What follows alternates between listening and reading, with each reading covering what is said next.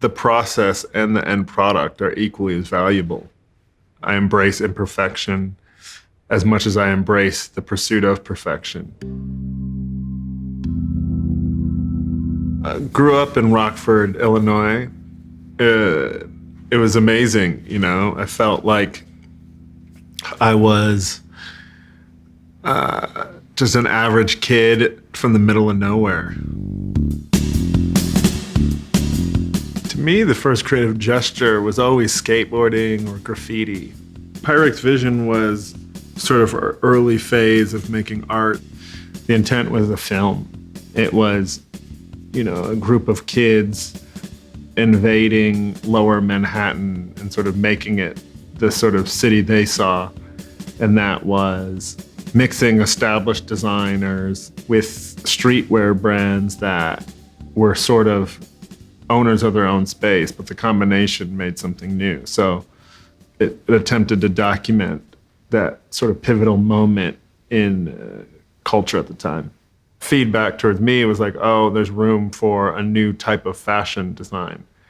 And with that, I started Off-White as the seasonal fashion sort of language concept post this idea of streetwear, this idea of fashion looking for a change.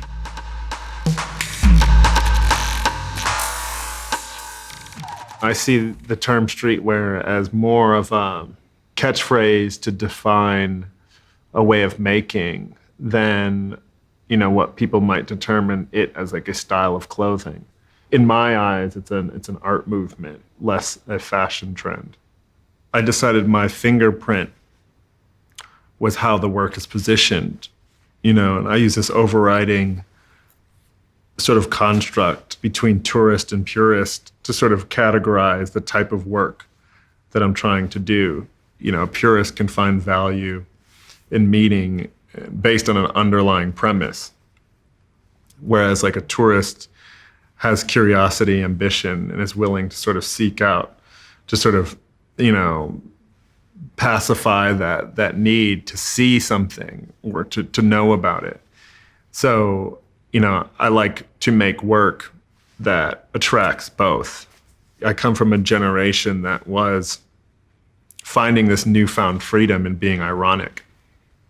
There's like a dual language happening at the same time, you know, presiding generation with like, this is how it's always been done, but the internet sort of cracking open this sort of language that became almost impenetrable by a big brand.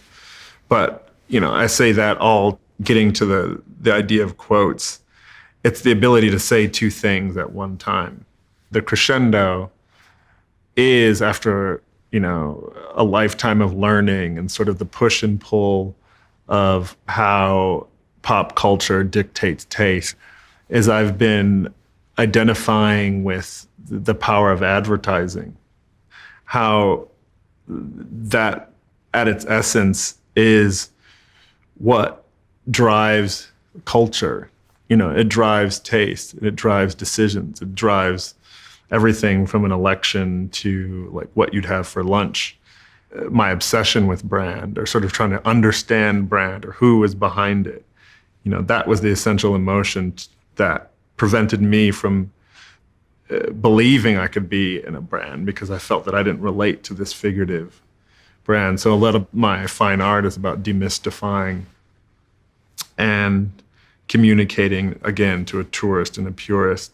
These powerful, loaded images are, in some ways, more impactful to society than, you know, quote unquote art or, you know, anything else.